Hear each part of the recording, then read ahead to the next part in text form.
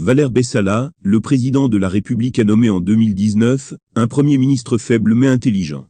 Ce sont les propos du président du parti Jouvence sur ce dimanche 5 juin 2022, dans l'émission Canal Presse, diffusée sur les antennes de Canal A2 International, une télévision privée émettant depuis Douala, la capitale politique du Cameroun. 2 semaines après son absence sur le plateau de l'émission Club d'élite sur Vision 4, la télévision de l'homme d'affaires Jean-Pierre Amougou Belinga, Valère Bessalah, le président du parti Jouvence a fait son grand retour. Tout, comme dans l'émission Club d'élite sur Vision 4, une télévision privée émettant depuis Yaoundé au Cameroun, la question des hautes instructions était au cœur de l'émission. Valère Bessalah est prêté au jeu d'y répondre au point, prenant en exemple les hautes instructions de Paul Biya données par Ferdinand Gongo, le secrétaire général de la présidence de la République, au ministre en lieu et place du Premier ministre chef du gouvernement.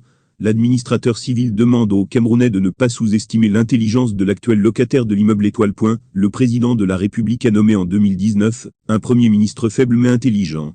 Je vous rappelle que M. Joseph Dion-Gut a passé 20 ans au Marex comme ministre délégué. Il a eu comme patron son actuel ministre de la Justice, et en 2018, il a connu comme patron ce secrétaire général, Ferdinand Gongo, a indiqué Valère Bessalah dans l'émission Canal Presse sur Canal 2 International. La faiblesse du Premier ministre ici semble ne pas un terme péjoratif, mais plus de malice.